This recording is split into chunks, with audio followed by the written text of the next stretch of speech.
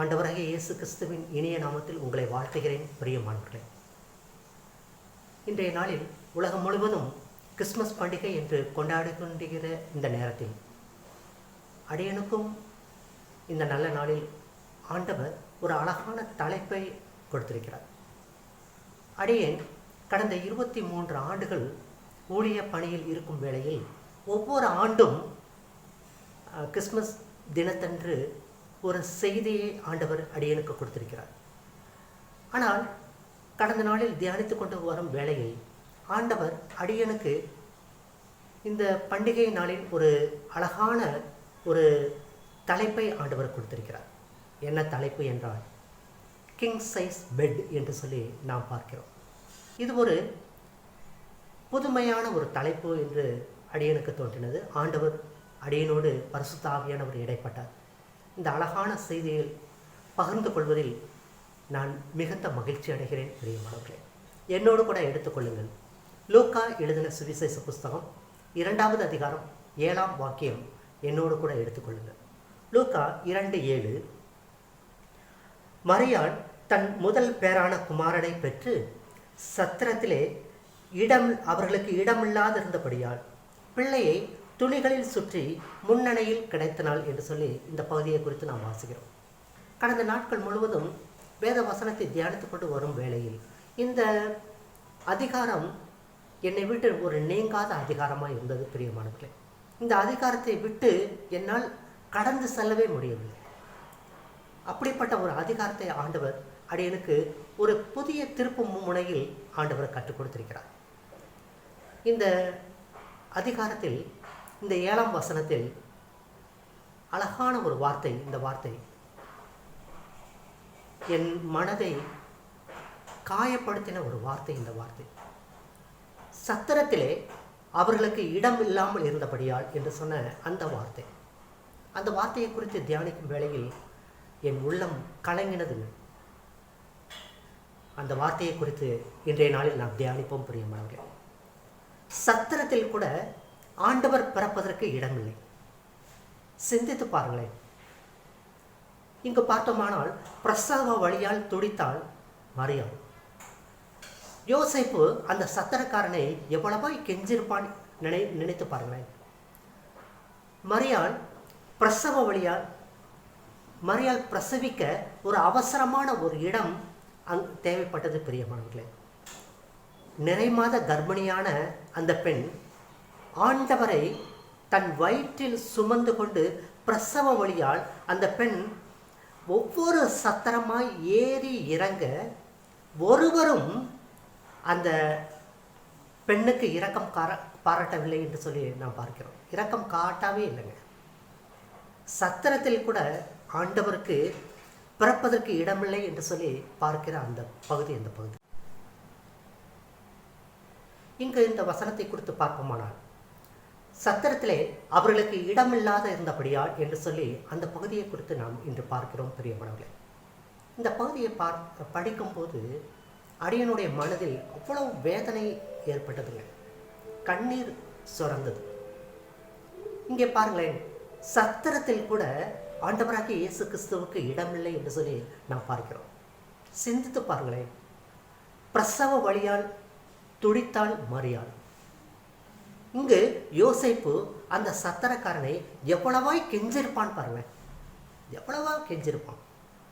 மரியாள் பிரசவிக்க அதிக அவசரமான ஒரு இடம் அங்கு தேவைப்பட்டதுங்க. நிறைமாத கர்ப்பிணியான அந்த பெண் ஆண்டவரை தன் வயிற்றில் சுமந்து கொண்டு பிரசவ வழி உந்தி தள்ள ஒவ்வொரு சத்திரமாய் ஏறி ஏறி இறங்கினார்கள் என்று சொல்லி நாம் பார்க்கிறோம். ஒருவரும் அந்த பெண்ணுக்கு இரக்கம் பாராட்டவில்லை. அந்த வீதியில் எத்தனையோ வீடுகளுக்கு அவர்கள் கதவை தட்டியிருப்பார்கள். ஆனால் யாருமே கதவை திறக்கவில்லை, இரக்கம் பாராட்டவில்லை என்று சொல்லி தான் நான் பார்க்கிறோம். நம்ம கூட நினைப்போங்க, பிரசவ வழியால் வந்திருக்கிற அந்த பெண்ணை நம்ம இல்லத்திற்கு இடம் கொடுத்தால் எங்கு வேறு பிரச்சனை ஆகிவிடுமோ என்று சொல்லி அநேகர் இரக்கம் பாராட்டவே இல்லைங்க. ஏன்? சத்திரக்காரன் கூட இரக்கம் பாராட்டவில்லை என்று சொல்லி நாம் பார்க்கிறோம். சத்திரத்தில் கூட ஆண்டவர் பிறப்பதற்கு அங்கு இடமில்லை என்று சொல்லி பார்க்கிறோம். பாருங்களேன், சத்திரத்தில் சட்டி பெட்டிகளுக்கு, பாத்திரங்களுக்கு இடம் இருந்தது, கட்டில் நாற்காலிகளுக்கு இடம் இருந்தது, ஒட்டகம் ஆடு மாடு கட்டுவதற்கு இடம் இருந்தது. ஆனால் ஆண்டவர் பிறப்பதற்கு, என் ஆண்டவர் பிறப்பதற்கு அங்கு இடமில்லை என்று சொல்லி நாம் பார்க்கிறோம். இரக்கமற்ற சமுதாயம் அவர்களை புறக்கணித்தது. பிரியமானவர்களே, அந்த காட்சியை எரேமியா பக்தன் பார்த்திருக்கிறார்.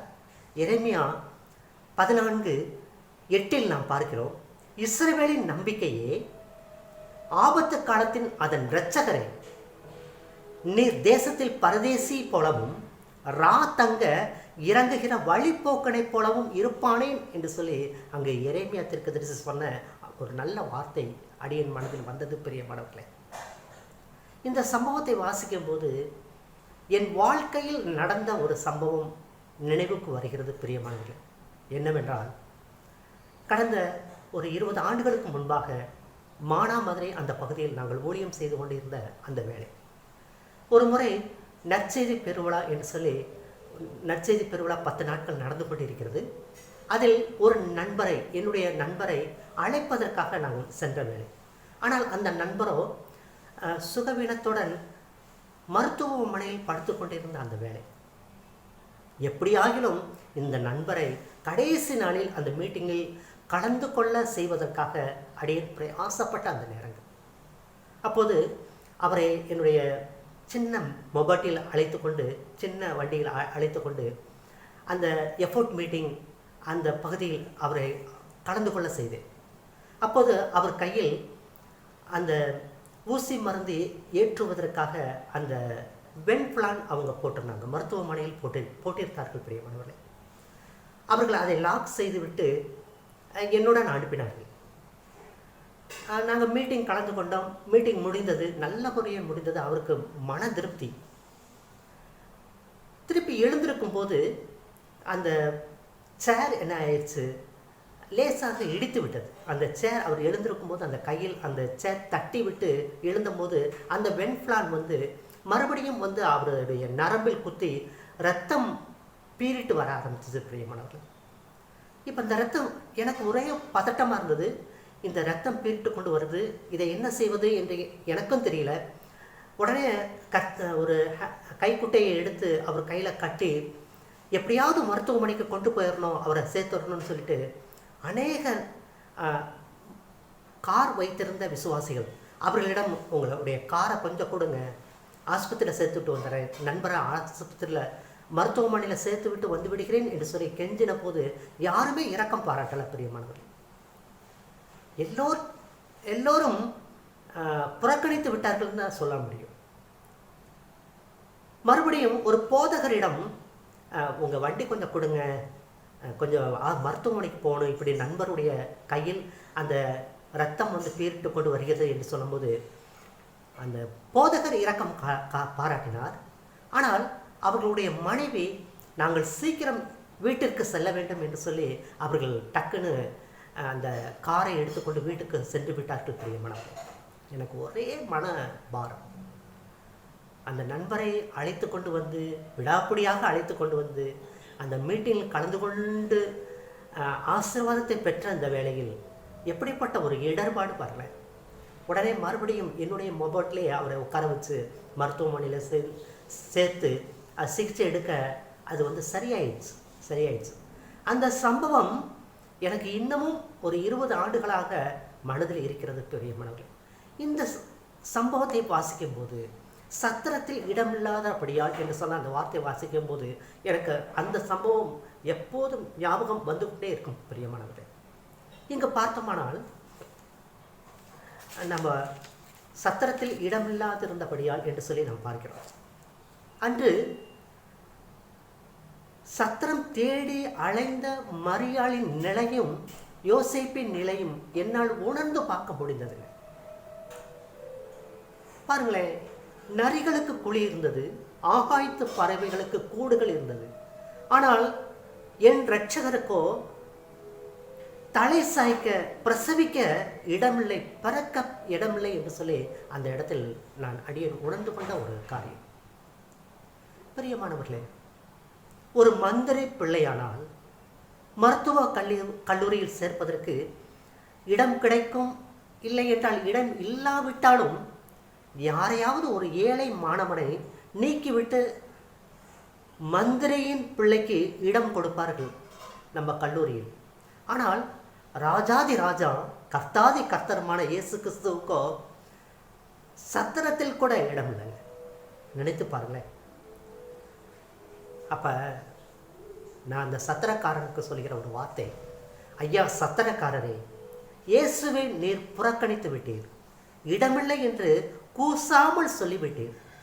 நீர் பூமியின் வாழ்க்கை முடிந்து பரலோகம் சென்றால் உனக்கு பரலோகம் இடம் கொடுக்குமா? சிந்தித்து பாருங்களேன். அன்று சத்திரத்தில் கூட ஆண்டவராகிய இயேசு கிறிஸ்து பிறப்பதற்கு இடமில்லை என்று சொல்லி நாம் பார்க்கிறோம். நினைத்து பாருங்களேன். பிரசவ வழி, அந்த கடைசி நிமிடங்கள், அந்த கடைசி நிமிடங்களில் எப்படி அந்த மரியாள் துடித்து போயிருப்பார்கள் நினைத்து பாருங்கள். நம்ம இல்லத்திலோ இல்லை நம்மளுடைய மனைவி, நம்முடைய மகள் பிரசவிக்கிற அந்த நேரத்தில் நாம் எவ்வளவாய் தாங்கியிருப்போம் நினைச்சு பாருங்க. எவ்வளவாய் தாங்கி மருத்துவமனையில் சேர்த்து சிகிச்சை அளித்திருப்போம். ஆனால் ஆண்டவர் பிறப்பதற்கு மரியாள் எப்படியெல்லாம் அவர்கள் துடித்திருப்பார்கள் என்று சொல்லி நான் பார்த்தேன். பிரியமானவர்களே, யாருமே இரக்கம் பாராட்டவே இல்லை.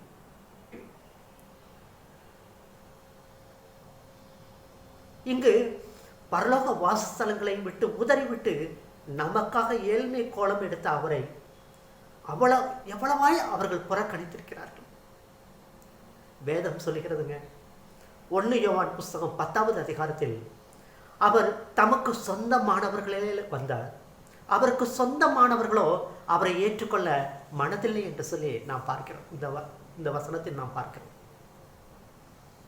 இங்கு பார்த்தோமானால் அவரது நிலையை படம் பிடித்து காட்டுகிற ஏசாயா தீர்க்கதரிசியும் இவ்வாறாக எழுதுகிறார். ஏசாயா தீர்க்கதரிசன புஸ்தகம் 53வது அதிகாரம் 3வது வசனம் இப்படியாக சொல்கிறது, அவர் அசட்டை பண்ணப்பட்டவரும் மனுஷரால் புறக்கணிக்கப்பட்டவரும் துக்கம் நிறைந்தவரும் பாடு அனுபவித்தவருமாய் இருந்தார். அவரை விட்டு நம்முடைய முகங்களை மறைத்து கொண்டோம். அவர் அசட்டை பண்ணப்பட்டிருந்தார், அவரை எண்ணாமல் போனோம் என்று சொல்லி இந்த வாக்கியம் நமக்கு சொல்கிறது.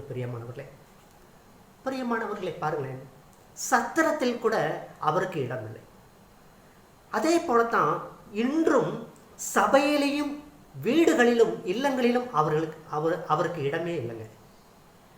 நம்ம வேதத்தில் வாசிக்கிறோம், வெளிப்படுத்தல் புஸ்தகம் 3வது அதிகாரம் 20வது வசனத்தில் லவோதிக்கேயா சபையை குறித்து அவர் பேசின ஒரு வார்த்தை, இதோ வாசப்படியில் நின்று கதவை தட்டுகிறேன், ஒருவன் என் சத்தத்தை கேட்டு கதவை திறந்தால் அவனிடத்தில் நான் பிரவேசித்து அவனோடு போஜனம் பண்ணுவேன் என்று சொல்கிற அந்த வார்த்தை. இங்கு ஆண்டவர் சபையிலும் சரி இல்லத்திலும் சரி தட்டிக்கொண்டே இருக்கிறார்கள். உன்னத பாட்டு புஸ்தகம் 5வது அதிகாரம் 2வது வாக்கியம் இப்படியாக சொல்கிறது, என் புறாவே, என் உத்தமியே, கதவை திற, என் தலை பனியினாலும் என் தலைமயிர் இரவில் பெய்யும் தூறலினாலும் நினைந்திருக்கிறது என்று சொல்லி சொன்ன ஒரு வார்த்தை. இந்த வார்த்தையை தியானிக்கும் போது எவ்வளவு மனவேதனையாக இருந்தது. பிரியமானவர்களே, நினைத்து பாருங்கள். தேவ பிள்ளைகளே, உங்கள் உள்ளமாகிய சத்திரத்தில் ஆண்டவராகிய இயேசு கிறிஸ்துவுக்கு இடம் இருக்கிறதா என்று நினைத்து பாருங்கள். உங்கள் உள்ளத்தில் எத்தனையோ நண்பர்கள் இருக்கிறார்கள், உங்கள் உள்ளத்தில் எத்தனையோ ஆசைகள் கூடிக்கொண்டிருக்கிறது, உங்கள் உள்ளத்தில் எவ்வளவு பொருள்கள் ஆசையாய் இருக்கிறது. நான் ஒரு கார் வாங்குவேன், நான் ஒரு வீடு வாங்குவேன், நான் ஒரு டிவி வாங்குவேன், எவ்வளவு ஆசைகள் உங்கள் உள்ளத்தில் நிறைந்திருக்கிறது. ஆனால் ஆண்டவருக்கோ இடமில்லை, அவர் தட்டிக்கொண்டே நிற்கிறார் என்று சொல்லி நாம் பார்க்கிறோம். அவர் சத்தம் உங்கள் உள்ளத்தில் கேட்கிறதா? ஆண்டவரே வாரும், என் ராஜாதி ராஜாவே, என் இருதயம் முழுவதும் நிரப்பியார்களும், என்னோடு என்றென்றும் வாசம் பண்ணும் என்று நாம் சொல்வோமா? அன்போடு அழைப்போமா? நினைத்து பாருங்கள். ஒருவேளை இந்த உலகம் ஆண்டவரை புறக்கணித்திருக்கலாம். பிரியமானவர்களே, பவுல் அப்போஸ்தலன் சொல்வதைப் போல மற்ற எல்லோரும் கிறிஸ்து இயேசுக்குரியவைகளை தேடாமல் தங்களுக்குரியவைகளை தேடுகிறார்கள் என்று சொல்லி பிலிப்பியர் 2:21 நாம் வாசிக்கிறோம். இந்த பகுதியை நாம் வாசிக்கிறோம். பிரியமானவர்களே, பரவாயில்லைங்க. அன்று முன்னணியில் கிடைத்திருந்த ஆண்டவராகிய இயேசு கிறிஸ்து உங்கள் உள்ளத்தில் அவர் பிறக்கட்டும். பிரியமானவர்களே, உங்கள் உள்ளம் வந்து போகும் சத்திரமாக அல்ல, ஆண்டவரை நிரந்தரமாக வாசஸ்தலமாக உங்கள் உள்ளம் மாறட்டும். பிரியமானவர்களே, ஆண்டவராகிய இயேசு கிறிஸ்துவே என் உள்ளத்தில் வாரும், என் உள்ளத்தின் சத்திரத்தில் இடமுண்டு என்று நீங்கள் சொல்லுங்கள். பிரியமானவர்களே, இங்கு இந்த பகுதியில் வாசித்தோமானால் 10 மாதங்கள் மரியாளின் வயிற்றில் இயேசு தங்கியிருந்தாருங்க. இங்கே எபிரேயர் புஸ்தகம் 10:5 சொல்லப்பட்டபடி ஒரு சரீரத்தை எனக்கு ஆயத்தம் பண்ணினீர் என்று சொல்லி நாம் வேதத்தில் வாசிக்கிறோம். மரியாளின் கர்ப்பமாகிய சத்திரத்தில் அவர் தங்கியிருந்தார். ஒரு முறை வாசித்து கொண்டு வரும்போது, இந்த பகுதியை குறித்து வாசித்து கொண்டு வரும்போது, அந்த கல்வாரி நிகழ்ச்சியில் ஜனக்கூட்டத்திலிருந்த ஒரு ஸ்திரீ அவரை நோக்கி, உம்மை சுமந்த கர்ப்பமும் பாக்கியம் உள்ளது என்று அந்த பெண் சப்தமிட்டு சொன்னாள் என்று சொல்லி நாம் இந்த பகுதியில் வாசிக்கிறோம். பிரியமானவர்களே, எப்படிப்பட்ட ஒரு வார்த்தை பாருங்கள். உம்மை சுமந்த அந்த கர்ப்பம் எவ்வளவு பாக்கியம் உள்ளது. உண்மைதாங்க. ஆனால் இதனால் மரியாளுக்கு ஏற்பட்ட இன்னல்கள் எப்படி இருக்கும்னு நினச்சி பாருங்க. கொஞ்சம் நஞ்சம் இல்லைங்க. புருஷனை அறியாமல் கர்ப்பவதியானால் எவ்வளவோ நிந்தை, எவ்வளவோ அவமானம் அடைய நேரிடும். இஸ்ரவேலிலே இப்படிப்பட்ட மதிகேட்டை செய்தால் கல்லறிந்து கொள்வார்கள் என்று சொல்லி நாம் வேதத்தில் வாசித்திருக்கிறோம். வரப்போகும் கணவர் தன்னை பற்றி என்ன நினைப்பார்? நினைத்து பாருங்களேன். ஆனாலும் மரியாள் தன் கற்பமாகிய சத்திரத்திலே ஆண்டவருக்கு இடம் கொடுத்தாள் என்று சொல்லி நாம் பார்க்கிறோம். தெய்வ பிள்ளைகளே, நீங்களும் ஒருவேளை ஆண்டவராகிய இயேசு கிறிஸ்துவை ஏற்றுக்கொண்டால் உங்கள் குடும்பத்தில் போராட்டங்களும் நிந்தைகளும் அவமானங்களும் கூட வரலாம். ஆனால் கலங்காதேயுங்கள், நீங்கள் பாக்கியவான்கள். தெய்வ பிள்ளைகளே, உங்கள் வீட்டில் ஆண்டவராகிய இயேசு கிறிஸ்து பிறப்பதற்கு இடம் உண்டதா? தலை சாய்க்க இடமில்லாதிருந்த ஆண்டவராகிய இயேசு கிறிஸ்து சிலுவையில் தலை சாய்த்தார். பிரியமானவர்களே, அவர் உடல் அனாதை போல் கிடந்தது. இயேசு கிறிஸ்துவுக்கு தன் கல்லறை ஆகிய சத்திரத்தில் இடம் கொடுக்க முன் வந்தது அரிமத்தியா ஊரானாகிய யோசேப்புங்க. இதனால் யூதருக்கும் வேதபாரருக்கும் பரிசேயருக்கும் எரிச்சல் ஏற்பட்டிருக்கலாம். அவர்கள் அரிமத்தியா ஊரானை பகைத்திருக்கலாம். ஆனாலும் இயேசுவின் சரீரம் வைக்கப்பட தன் புது கல்லறையை அவர் கொடுத்தார் என்று சொல்லி பார்க்கிறோம். தெய்வ பிள்ளைகளே, கர்த்தருக்கு இடம் கொடுங்கள். இக்காலத்து பாடுகள் இனி உங்களில் வெளிப்படும் மகிமைக்கு ஒப்பானவைகள் அல்லங்க. பிரியமான தேவனுடைய பிள்ளைகளே, உங்களுடைய உள்ளத்தை தேவன் வாசம் பண்ணும் வாசஸ்தலமாக தெரிந்து கொண்டிருக்கிறார். வெளிப்படுத்தல் 21:3 சொல்கிறது, இதோ மனுஷரிடத்தில் தேவனுடைய வாசஸ்தலமாய் இருக்கிறது, அவர்களிடத்தில் அவர் வாசமாய் இருப்பார் என்று சொல்லி நாம் இங்கு படிக்கிறோம். பிரியமானவர்களே, உங்களுடைய உள்ளத்தில் ஆண்டவருக்கு இடம் உண்டா? உங்கள் வீட்டில் ஆண்டவருக்கு இடம் உண்டா? உங்கள் வாழ்க்கையில் ஆண்டவருக்கு இடம் உண்டா என்பதை நீங்கள் சற்று பாருங்கள். தொடர்ந்து பார்ப்போமானால் எனக்கு பிடித்த இந்த பகுதி ஏசாயா தீர்க்கதரிசி சொன்ன ஒரு வார்த்தையை குறித்து நம்ம இங்கு பார்க்கிறோம். இதோ ஒரு கன்னிகை கர்ப்பவதியாகி ஒரு குமாரனை பெறுவாள் என்று சொல்லி நாம் ஏசாயா தீர்க்கதரிசன புஸ்தகம் 7:14 நாம் வாசிக்கிறோம். ஆண்டவர் மக்களின் விசுவாசத்தை பெருக செய்ய அற்புதங்கள் நிகழ்த்துவது உண்டுங்க, அடையாளங்கள் அவர்கள் செய்வதுண்டு. இதே போலத்தான் இங்கு நாம் பார்த்தோமானால், வேதத்தில் பார்த்தோமானால், சரீரம் செத்த ஆபிரகாமுக்கு, ஸ்திரீகளுக்குள்ளே வழிபாடு நின்று போன சாராளுக்கு வாக்கு தத்தம் பண்ணின ஒரு சந்ததியை உருவாக்கி கொடுத்தார் அல்லவா? அதுபோல மோசே தன் கோலை நீட்டின போது ஆண்டவர் செங்கடலை 2ஆக பிரிந்து போக பண்ணினாரே, அதுபோல யோசுவா சொன்ன கட்டளையின்படி சூரியனை அசையாமல் அப்படியே நிற்க செய்தாரே. அதே போல எலியாவின் ஜெபத்தை கேட்டு வானத்தை மழை பெய்யாதபடி அடைத்து விட்டாரே. இயற்கையின் மேல் அதிகாரமுள்ள தேவன் என்பதையும் ஜெபத்தை கேட்கிற தேவன் என்பதையும் வாக்குத்தத்தங்கள் நிறைவேற்ற உண்மை உள்ள தேவன் என்பதையும் அன்று மட்டுமல்லங்க, இன்றும் அவர் நிரூபித்துக் கொண்டு வருகிறாருங்க. அவர் செய்த அற்புதங்களில் தலையான அற்புதம் எது தெரியுமாங்க? உலகத்தின் மீட்புக்காக ஒரு கன்னியின் வயிற்றில் தேவகுமாரனை வைத்தது தான். எனக்கு ரொம்ப பிடித்த அந்த பகுதி, இந்த பகுதி. ஒரு முறை ஒரு கூட்டம் ஒன்று நடந்து கொண்டிருந்தது பிரியமானவர்களே. ஒரு கிறிஸ்தவ கூட்டம், அநேகர் வந்து கலந்து கொண்டிருந்தார்கள்.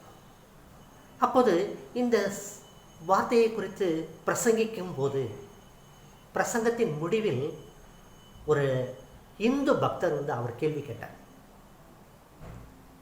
எப்படி ஒரு கன்னிகை வயிற்றில் இயேசு பிறக்க முடியும், ஒரு கன்னிகை எப்படி கருத்தரிக்க முடியும் என்று காரசாரமாக அவர் அந்த விவாதத்தை தொடர்ந்தார் பிரியமானவர்களே. இதை கேட்டுக்கொண்டிருந்த ஒரு பெண், ஒரு ஏழ்மையான ஒரு பெண் மிகவும் சாந்தமாக சொன்ன பதில் ரொம்ப ஆச்சரியமாக இருந்தது. ஐயா, உங்கள் புராணத்தில் இறைவன் தூணிலும் இருப்பார் துரும்பிலும் இருப்பார் என்று சொல்கிறதே, ஏன் கண்ணின் வயிற்றில் இருக்க மாட்டாரா அப்படின்னு அவங்க கேட்டாங்க. அதைத் தொடர்ந்து அவர்கள் சொன்ன பதில் மிகவும் ஆச்சரியத்தை ஏற்படுத்தினது பிரியமானவர்களே. ஒரு பெரிய ஆலமரத்தினை ஒரு சிறிய விதைக்குள் அடக்கி வைத்திருக்கிறாரே, அப்படிப்பட்ட இறைவனுக்கு தன் தெய்வீகத்தின் பரிபூரணத்தை எல்லாம் கண்ணியின் வயிற்றில் உருவாக்கி அடக்குவது அவருக்கு லேசான காரியம் அப்படின்னு சொன்னாங்க. தொடர்ந்து முதல் ஆதாமை பெற்றோரின்றி உருவாக்கிய வல்லமை உள்ளவருக்கு இரண்டாம் ஆதாமை தகப்பனின்றி கண்ணியின் வயிற்றில் உருவாக்க முடியாதா? நினைத்து பாருங்கள். நீங்கள் சொல்லுவீங்க, திருக்குறளை பற்றி சொல்லுவீங்க, கடுகை துளைத்து 7 கடலையும் புகட்ட முடியும் என்று நீங்கள் சொல்லுவீங்க. அப்போ கடுகை துளைத்து 7 கடலையும் புகட்ட முடியும் என்றால் கண்ணியின் வயிற்றில் இறைவனை புகட்ட முடியும் என்ற கருத்தை ஏற்றுக்கொள்வதற்கு ஏன் கடினமாக இருக்கிறது அப்படின்னு சொல்லிட்டு அவங்க சொன்ன ஒரு பதில் மிகவும் ஆச்சரியத்தை ஏற்படுத்தியதுங்க. உடனே இந்த இந்து பக்தர் அவர் அமைதியாயிட்டாருங்க. அவர் மனம் கலங்கினது என்று சொல்லி பார்க்கிறோம். அப்போது அடியன் சொன்ன ஒரு வார்த்தை, இந்த வார்த்தை 1 தீமோத்தேயு புஸ்தகம் 3வது அதிகாரம் 16வது வாக்கியம் இப்படியாக சொல்கிறது: தேவ பக்திக்குரிய ரகசியமானது யாவரும் ஒப்புக்கொள்ளும்படியாக மகா மேன்மையானதுங்க. தேவன் மாமிசத்தில் வெளிப்பட்டார், ஆவியிலே நீதி உள்ளவராக விளங்கப்பட்டார் என்று சொல்லி அந்த வாக்கியம் இப்படியாக சொல்கிறது.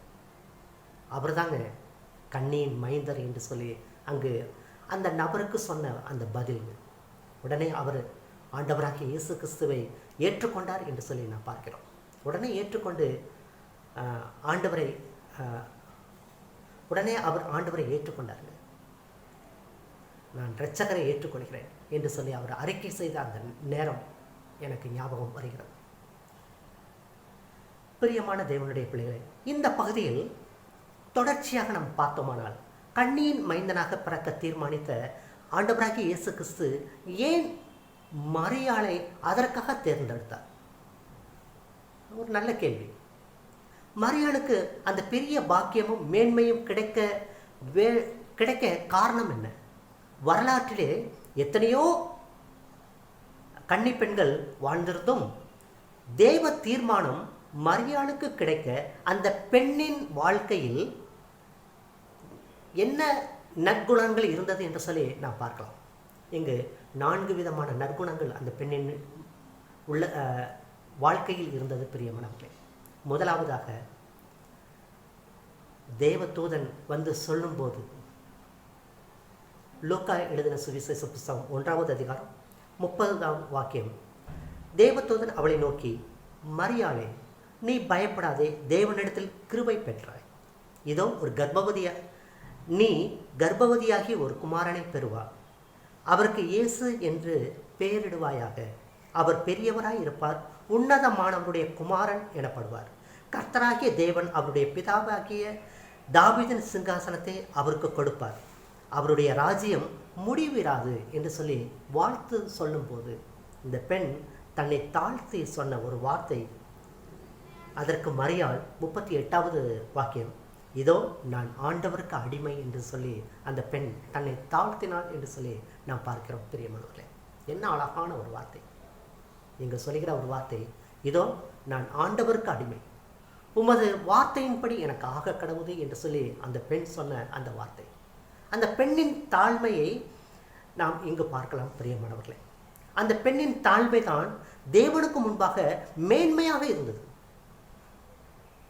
அவர் தம்முடைய அடிமையின் தாழ்மையை நோக்கி பார்த்தார் என்று சொல்லி நாம் 48வது வாக்கியத்தில் இப்படியாக வாசிக்கிறோம். இந்த வார்த்தையில் அந்த பெண் நன்றியோடு தேவனை துதித்ததை நாம் பார்க்கிறோம். பிரியமானவர்களே, பிரியமான தேவனுடைய பிள்ளைகளே, தாழ்மை உள்ளவர்களுக்கோ அல்லவா தேவன் கிருபை அளிக்கிறார். நாம் தொடர்ந்து பார்ப்போமானால் அந்த வாக்கியத்தில் மரியாளுடைய வாழ்க்கையை சிந்தித்து பாருங்களேன். எவ்வளவு தாழ்மைகளும் தாழ்மை. ஒரு முறை எலிசபெத் மரியாளை சொன்ன ஒரு வார்த்தை எனக்கு ரொம்ப பிடித்த வார்த்தை. லூக்கா 1:43வது வாக்கியம் இப்படியாக சொல்கிறது, ஆண்டவருக்கு தாயார் என்று சொல்கிற அந்த வார்த்தைங்க. எவ்வளவு மேன்மையாக அழைக்கப்பட்டும் எந்த பெருமையும் அந்த பெண் கொள்ளவே இல்லைங்க. தன் மகனாகிய கிறிஸ்துவை வைத்து தனக்கு புகழ் தேட வேண்டும் என்று அந்த பெண் விரும்பவே இல்லை. தன்னை விளம்பரப்படுத்தவோ அல்லது தம்பட்டம் அடிக்கவோ இல்லாமல் தன் வாழ்நாள் முழுவதும் ஆண்டவருக்கு முன்பாக மனுஷருக்கு முன்பாக மகா தாழ்மையோடு அந்த பெண் வாழ்ந்தார்கள் என்று சொல்லி நாம் பார்க்கிறோம். இந்த பெண்ணின் முக்கிய குணநலன், அந்த பெண் தாழ்மையை அந்த பெண் தரித்து கொண்டாள் என்று சொல்லி நாம் பார்க்கிறோம். இரண்டாவதாக மற்றவர்களை வாழ்த்தும் சுபாவம் இந்த பெண்ணுக்கு இருந்ததுங்க. இந்த பெண் எழுந்து சகாரியாவின் வீட்டுக்குள் பிரவேசித்து எலிசபெத்தை வாழ்த்தினாள் என்று சொல்லி நாம் பார்க்கிறோம். இங்கு எலிசபெத் மரியாளின் வாழ்த்துதலை கேட்டபோது அவளுடைய வயிற்றில் உள்ள பிள்ளை துள்ளிற்று என்று பார்க்கிறோம்.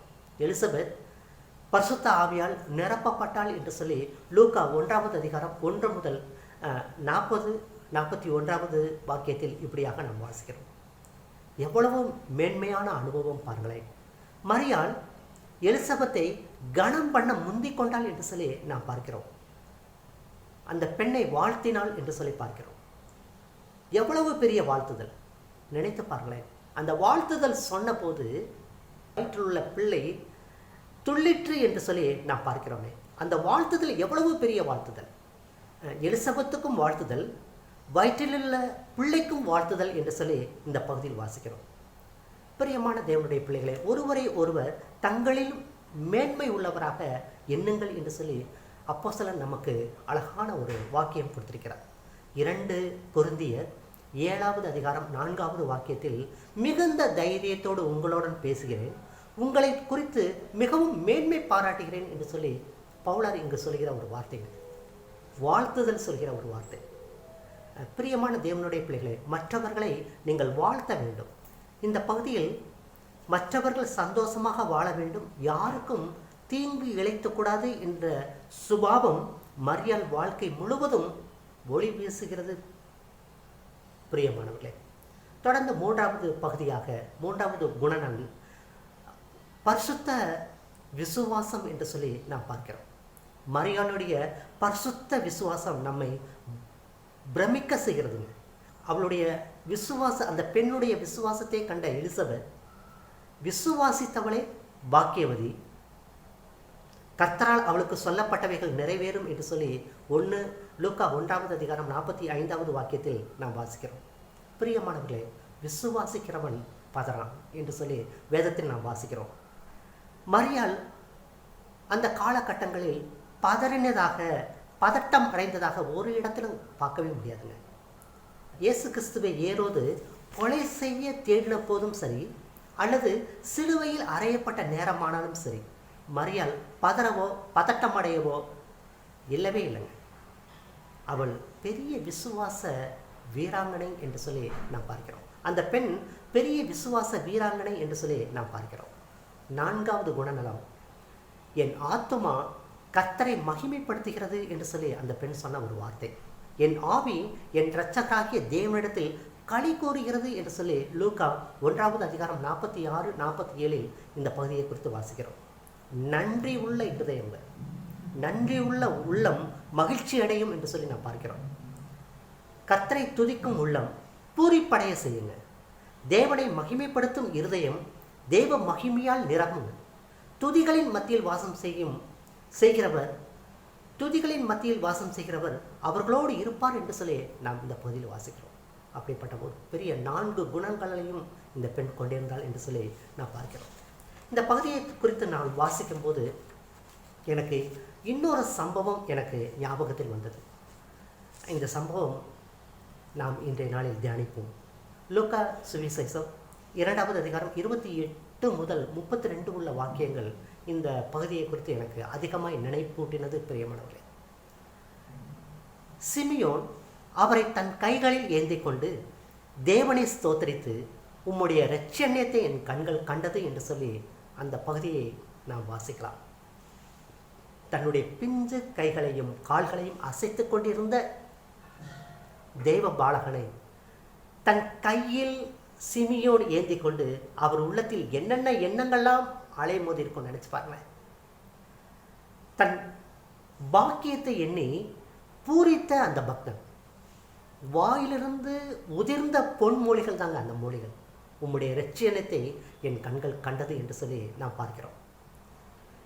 எவ்வளவு அருமையான வார்த்தைகள், நினைத்து பாருங்களேன், அழகான வார்த்தைகள். பிரியமான தேவனுடைய பிள்ளைகளே, அந்த நாட்களை உங்கள் மன கண்கள் முன் கொண்டு வாருங்களேன். பாலகன் இயேசுவை அருமையாக துணியில் பொதிந்து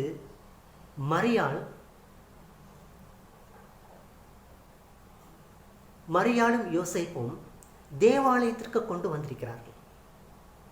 அவர்களை அந்த ஆலயத்தில் உள்ள யாருக்குமே தெரியவில்லைங்க.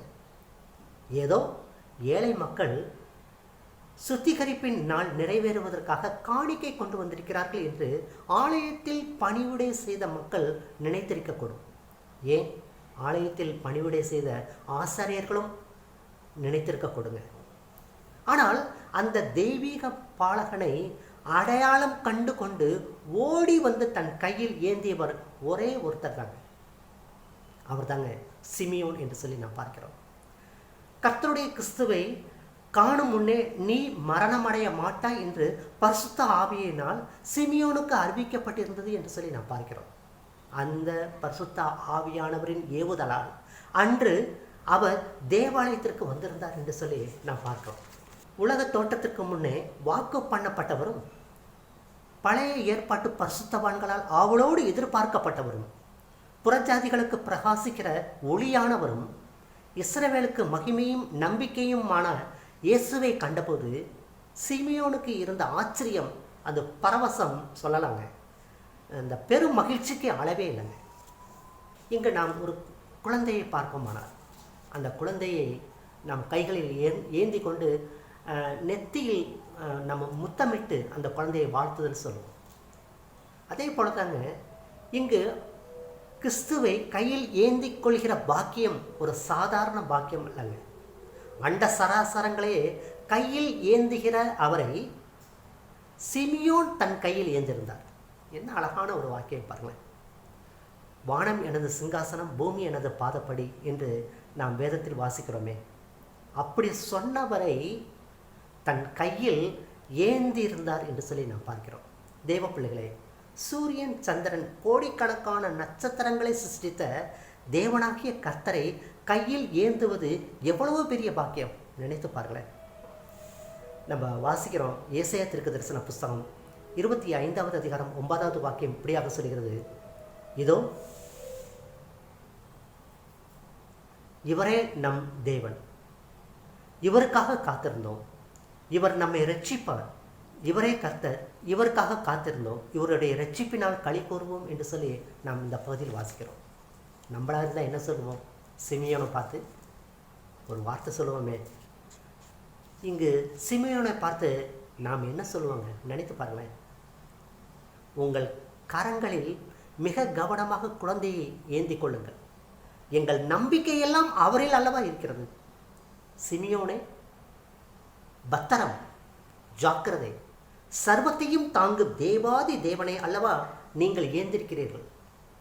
இந்த இரட்சணியத்தை, இந்த சுவிசேஷத்தை கீழே போட்டு விடாதீர்கள். உங்கள் முகம் பிரகாசிக்கிறது, கண்களில் ஆனந்த கண்ணீர் வடிகிறது, உங்கள் கரங்கள் மகிழ்ச்சியால் பூரிக்கிறது. நீங்கள் பாக்கியவான் என்று நாம் சொல்லுவோம் அல்லவா? நினைத்து பாருங்கள். பிரியமான தேவனுடைய பிள்ளைகளை, நாம் இந்த ஒலிம்பிக் விளையாட்டில் பரிசு பெற்றவர்கள் அவர்கள் தங்கள் கோப்பையை கையில் ஏந்தி முத்தமிட்டு கையில் ஏந்தி அவர்கள் வாழ்த்து சொல்வார்கள். வெற்றி பெற்றதற்கு அடையாளமாக வெற்றி நடையை நோக்கி அவர்கள் வருவார்கள். 1000 கேமராக்கள் படம் எடுக்கும், டிவி கேமராக்கள் தொடர்ந்து படம் பிடித்து கொண்டே இருக்கும். உலகம் முழுவதும் பார்த்து கொண்டிருக்க வெற்றி கோப்பையை தங்கள் கையில் ஏந்தும் போது எவ்வளவு உங்களுடைய உள்ள மகிழ்ச்சியாக இருக்கும். அந்த மகிழ்ச்சியை போல கோடி மடங்கு மகிழ்ச்சியை சிமியோனுக்கு ஏற்பட்டிருக்குங்க. நிச்சயம் ஏற்பட்டிருக்கும். சிமியோனுக்கு ஏற்பட்டிருக்கும். இரட்சணியத்தை என் கண்கள் கண்டது என்று சொல்லி அவர் சொன்ன வார்த்தை. இந்த வார்த்தையை வாசிக்கும் போது எனக்கு இன்னொரு பகுதி ஞாபகம் வருகிறது. அது உங்களோடு நான் பகிர்ந்து கொண்டால் மிகவும் மகிழ்ச்சியாக இருக்கும் என்று நம்புகிறேன். மியூசிக்கல் சேர் என்று சொல்லி நாம் பார்க்கிறோம். இசை நாற்காலி என்று சொல்லி நம்ம ஒரு விளையாட்டு நாம் விளையாடி இருக்கிறோம். 10 பேர்கள் அந்த நாற்காலியை சுற்றி வரும்போது அங்கு 9 இருக்கை போடப்பட்டிருக்கும், 9 சேர் போடப்பட்டிருக்கும். இசை நின்றவுடன் அவர்கள் அவசரமாக அந்த இருக்கையில் போய் உட்காருவார்கள். ஒருத்தர் இடமில்லாமல் அவர் விலகி விடுவார். இப்படி அந்த இசை நாற்காலி கடைசியாக ஒரு இருக்கை, ஒரு சேருக்கு நேராக வந்துவிடும். 2 பேர் ஓடுவார்கள். அப்போ இசை நிற்கும் போது ஒருத்தருக்கு தான் இடம் கிடைக்கும் என்று சொல்லி நான் பார்க்கிறோம். ஒருத்தர் தான் பரிசை பெறுவார்கள் என்று சொல்லி பார்க்கிறோம். அந்த இசை நாற்காலி எனக்கு இந்த பகுதியில் எனக்கு ஞாபகம் வந்ததுங்க.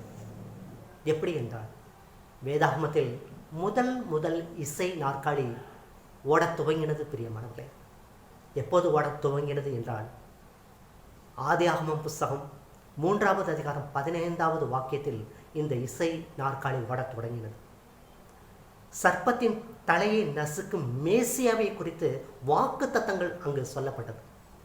அந்த நாள் முதற்கொண்டு பழைய ஏற்பாட்டு பரிசுத்தவான்கள் எல்லாம் ஆண்டவரை தங்கள் கைகளில் ஏந்த ஆவலோடு ஓடிக்கொண்டிருந்தார்கள். எதிர்பார்ப்போடு ஜீவித்தார்கள் என்று சொல்லி பார்க்கிறோம்.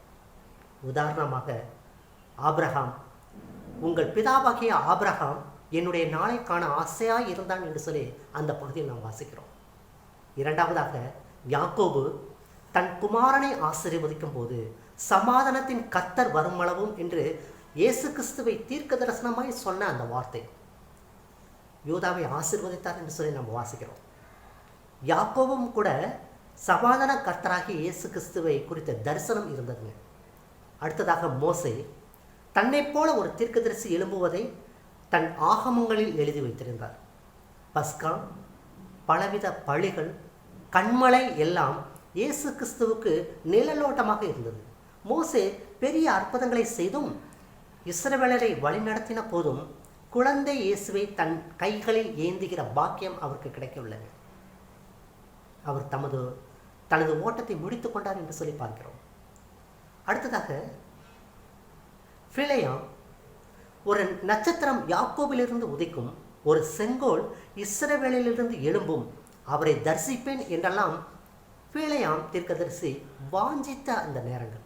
எண்ணாகமம் 24:17 சொல்லப்பட்ட ஒரு வார்த்தை. ஆனாலும் பிலேயாம் நாட்களில் ஆண்டவராகிய இயேசு கிறிஸ்து பறக்கவில்லைங்க. அடுத்தது யோபுவுக்கு அந்த ஆண்டவரை பார்க்க வேண்டும் என்ற ஒரு ஆசை. அவரை நானே பார்ப்பேன், அந்நிய கண்கள் அல்ல என் கண்களை காணும் என்று சொல்லி இந்த வாஞ்சையால் உள்ளந்திரியங்கள் என ஏங்கின ஒரு வார்த்தை. ஆனாலும் அந்த காலத்தில் ஆண்டவராகிய இயேசு கிறிஸ்து பறக்கவில்லைங்க. அவர் தன்னுடைய இயக்கத்தை வெளிப்படுத்தினார் என்று சொல்லி பார்க்கிறோம். அடுத்ததாக தாவீது, சொல்லிக்கொண்டே போகலாம்.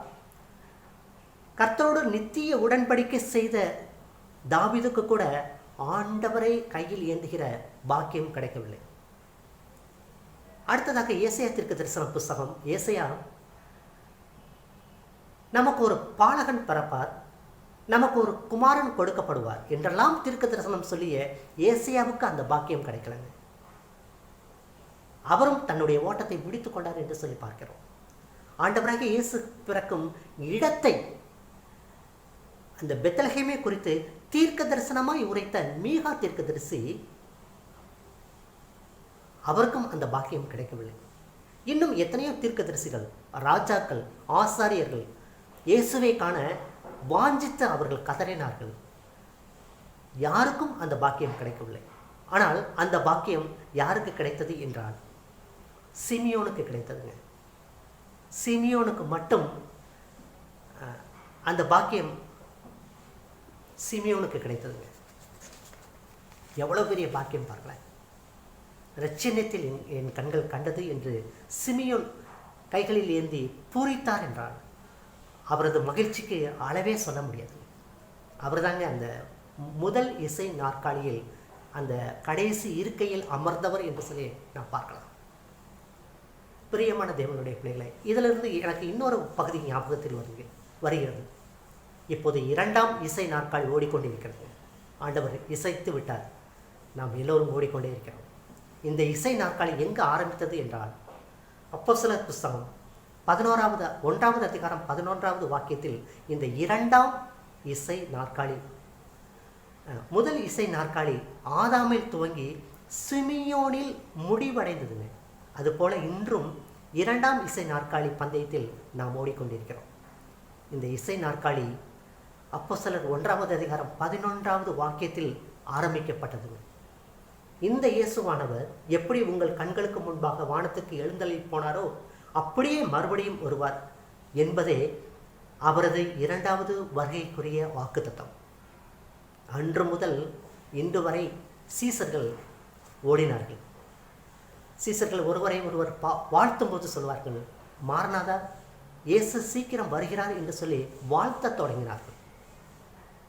நம்ம பார்த்தோம்னா தெரியும், யோவான் ஆம் கர்த்தராகிய இயேசு கிறிஸ்துவே வாரும் என்று ஆவலோடு ஆண்டவருடைய இரண்டாம் வருகையை எதிர்பார்த்தார் என்று சொல்லி நான் பார்க்கிறோம்.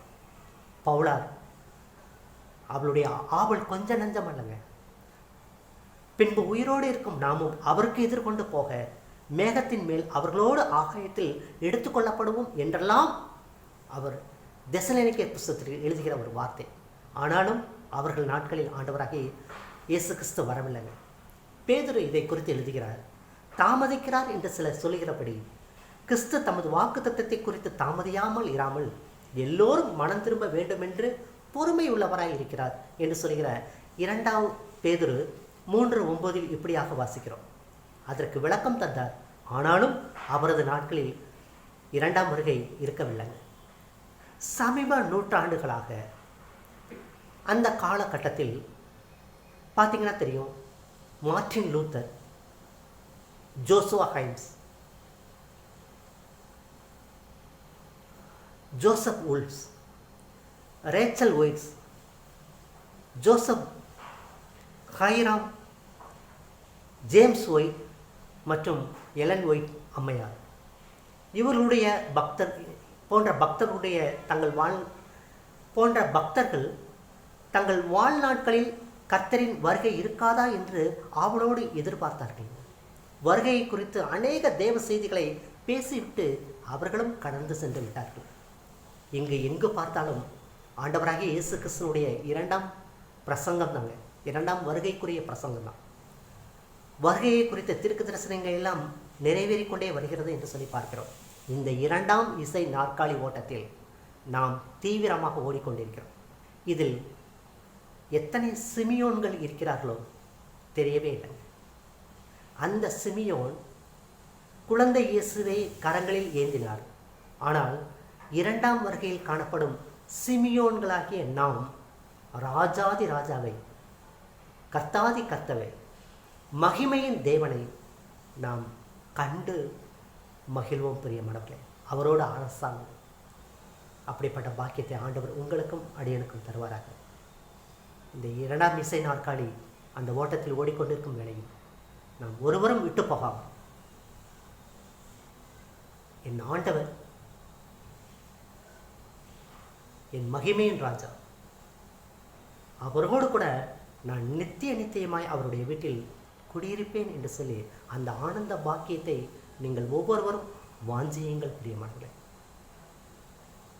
தேவன் உங்களை ஆசீர்வதிப்பாராக. ஆமென்.